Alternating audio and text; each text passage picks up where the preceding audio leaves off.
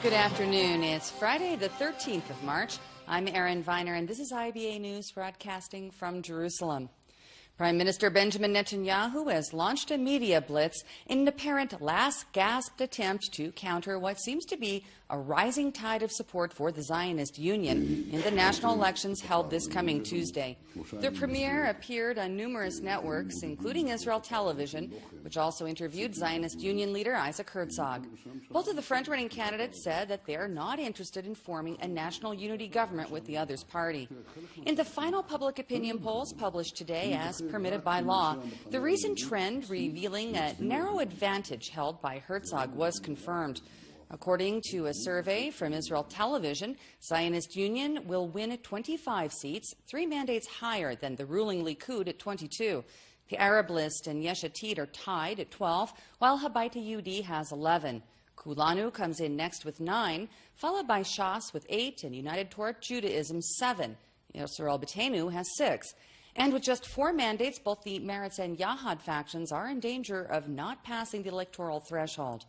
And despite that lead by the Zionist Union, the very same polls ironically reflect that 47% of voters say that they would like to see Netanyahu re-elected as prime minister, while only 28% prefer Herzog. Former President Shimon Peres is openly supporting Herzog, issuing a statement saying that over the many years he has known the candidate and his family. He has personally witnessed him serving in senior positions with excellence.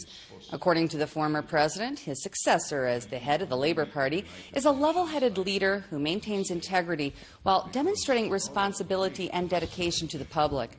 Peres stressed that Isaac Herzog will know how to bridge the gaps and bring together Israeli society with solidarity and hope.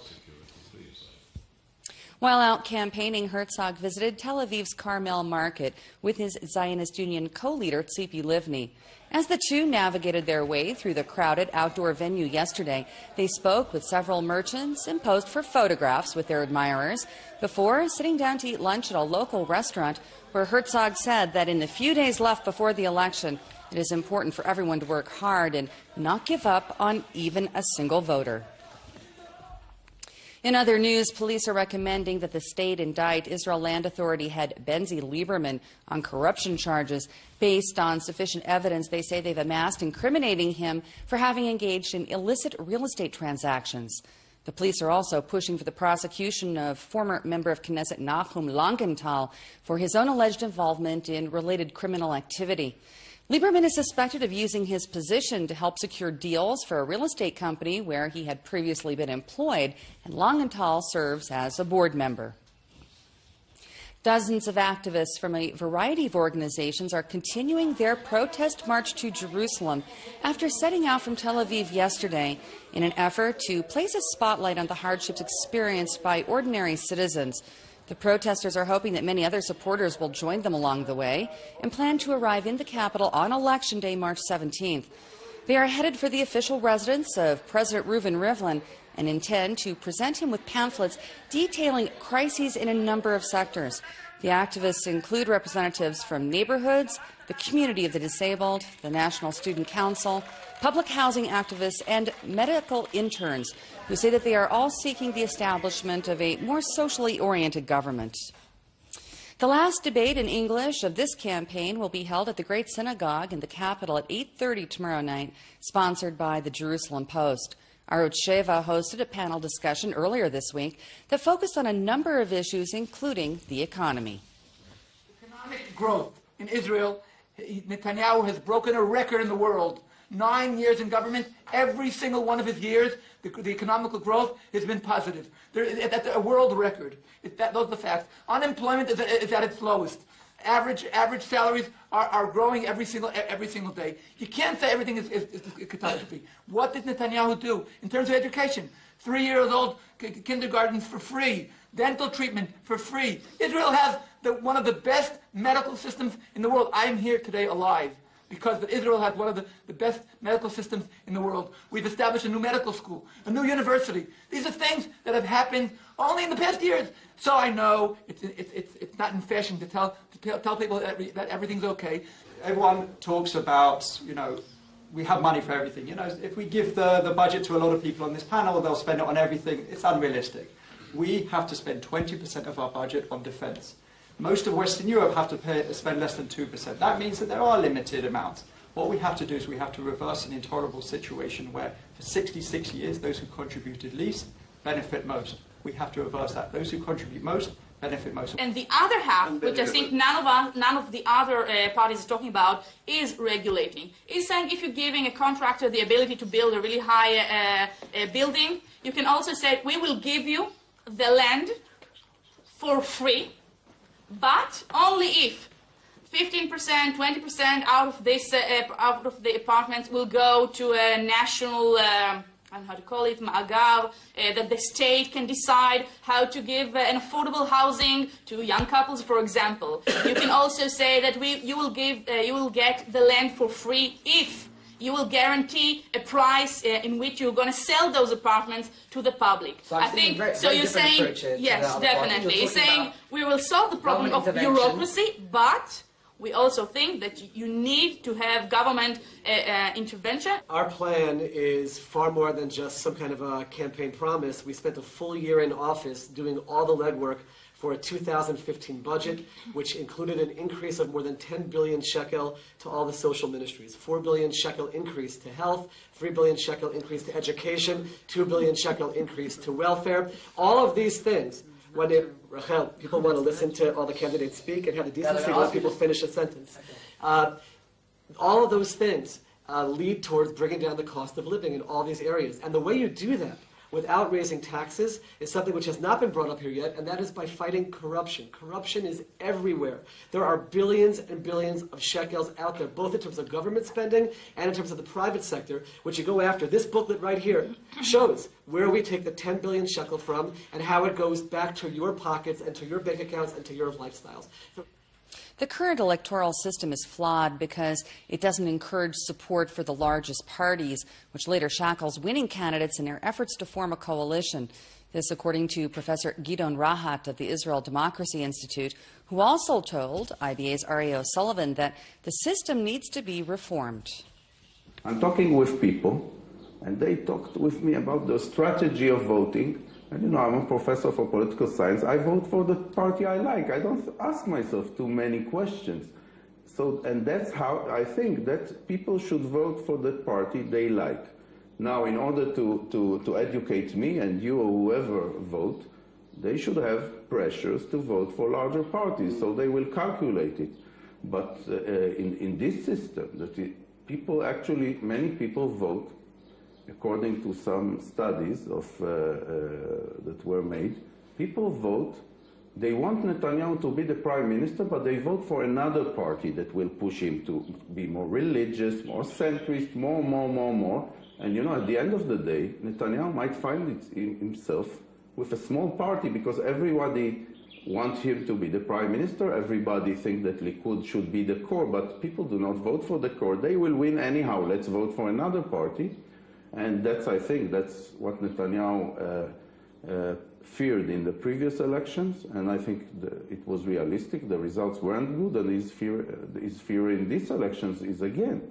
What would be your suggestion as a political scientist for the electoral reform in this country? Should we change the system? Basically, we must, but we must stick to the parliamentary system. But we must change the parliamentary system, and we must reform it so it will be more stable, governable, and we shouldn't give up on the representativeness of the system. The system is very representative, but I think we went too far. We have too much fragmentation in the system. So any reform will have to put some incentives, pressures to let's say, reduce the number of parties. But we cannot be a two-party system. There is room for several parties here, but I think we took it to the extreme. We have too much political fragmentation, and you cannot rule, and you do not have stability when you have so much fragmentation. But when they raised the threshold, didn't that go in that direction? Well, the threshold, the legal threshold, is really like taking very small, like taking Advil. This is not the solution for the system.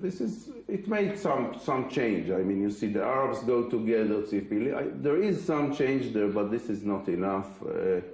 The reform must be made somewhere else, either the electoral system or the way that the government is formed. If the government will be formed in different ways that will give people the incentive to vote for larger parties and for politicians to come together, then I think this would be one solution. Young ultra-Orthodox women have chosen to confront their community's traditional beliefs by forming a party to champion equal rights for religious females. We get more from IBA's Margot Dudkevich. Just days before the March 17th elections, all eyes are focused on Likud and the Zionist Union, and whether opposition leader Yitzhak Herzog, who appears to be gaining momentum, will become the country's next prime minister, or whether Likud, with Prime Minister Benjamin Netanyahu, will lead the country's next government for the fourth time. Defying the odds and the concept within the ultra-Orthodox community that a woman's place is in the home, one of the smaller parties running in the elections is the B'zchutan party, otherwise known as In Their Right, the country's first ultra-Orthodox Jewish women's party, who are demanding the same rights as their secular sisters. At a recent campaign gathering in Beit Shemesh, party members put forward their political agenda, ensuring the rights of women are protected and focusing on better access to employment and education for ultra-Orthodox women. Responsibility begins with real equality, party leader Ruth Kolian, a mother of four, said. Facing hostility from the ultra-Orthodox community is nothing new, says Noah Erez, the second candidate on the list, who says she has received phone threats and has been spat on in the street. Women should not be in the Knesset. It's not modest. They are defying God's law and they'll only create a mess, one of the men present yelled out. Other females present shared similar sentiments. With heated debates continuing, police arrived at the scene to ensure that the confrontations remain verbal. Margot Dudkevich, IBA News. In regional news, U.S. Secretary of State John Kerry is in Egypt today to attend an investment conference at the Red Sea resort of Sharm el-Sheikh.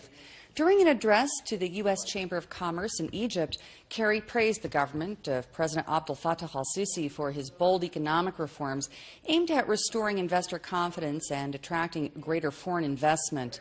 After pledging Washington's support for further reforms to make doing business in Egypt easier, the top American diplomat also urged business executives to invest in the Arab Republic, saying that greater private investment would assist the economy to achieve annual growth rates in double digits. Last year, U.S. companies invested $2 billion in Egypt.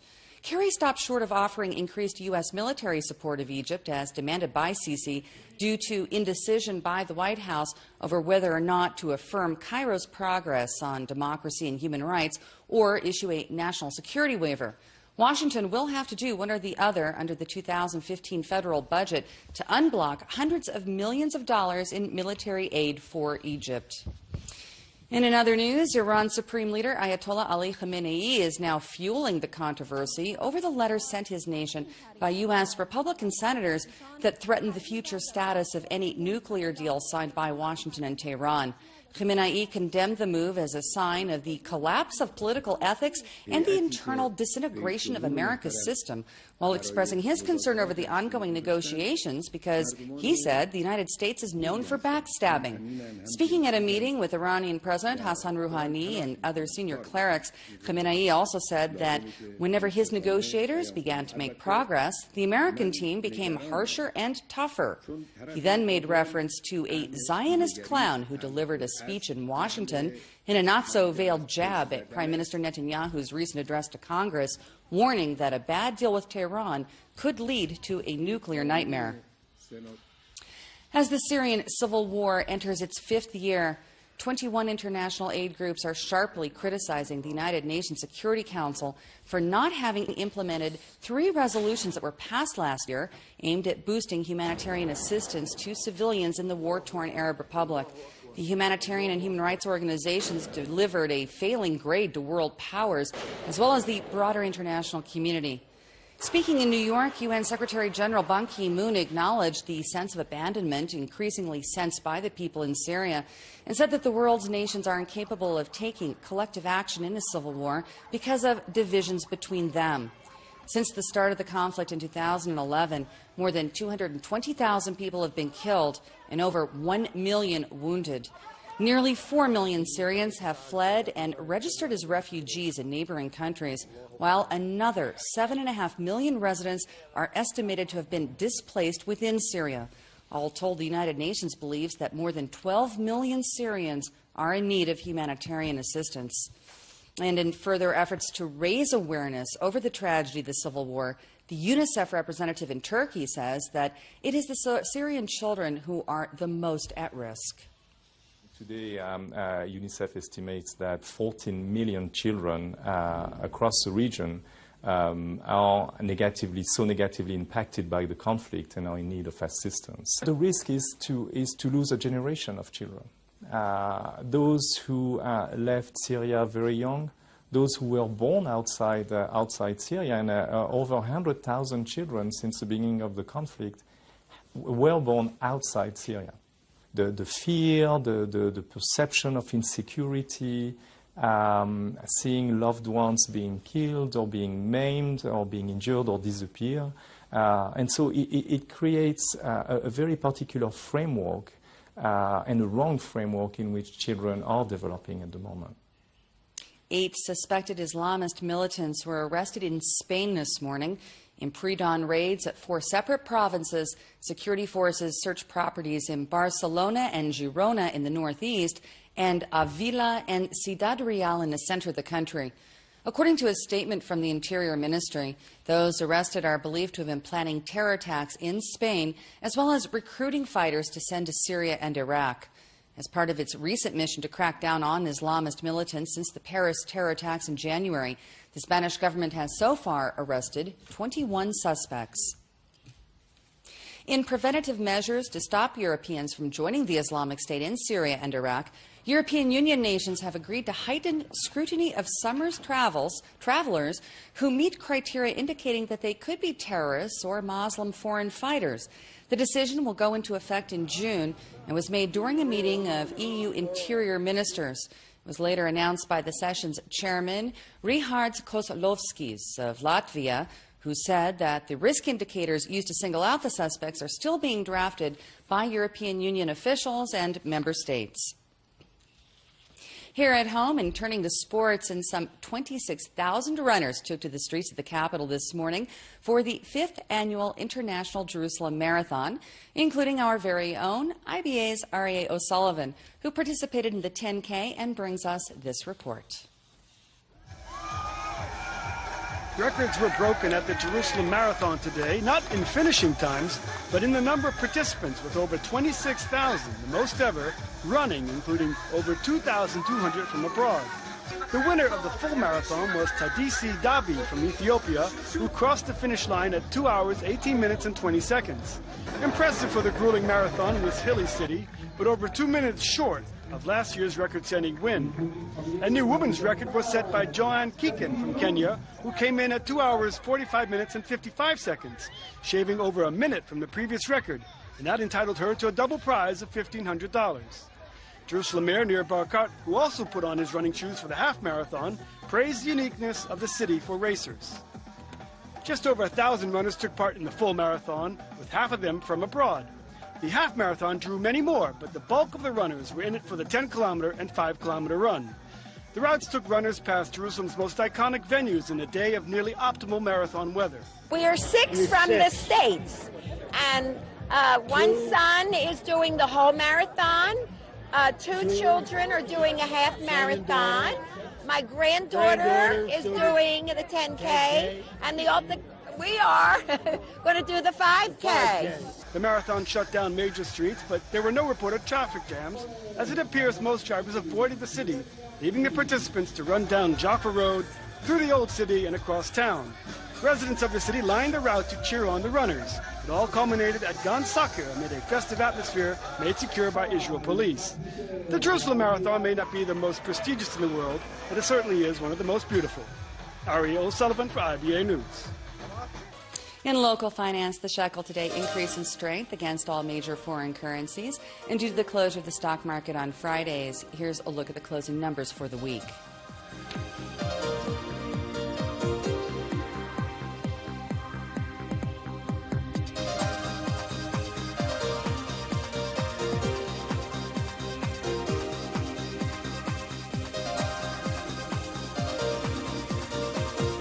It should be a beautiful day tomorrow. The IBA weather team tells us that we can expect another slight rise in temperatures under mostly sunny skies. Here's the forecast at home and abroad over the next 24 hours.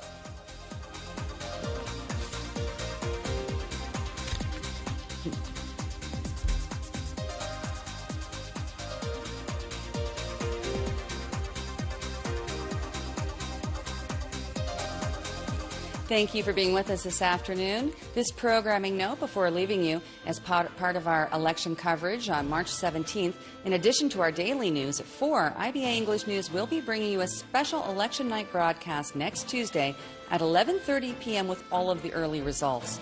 Laura Cornfield will be at this desk tomorrow to bring you all the latest breaking news from Israel. I'm Erin Viner, wishing you a wonderful evening and Shabbat Shalom from Jerusalem.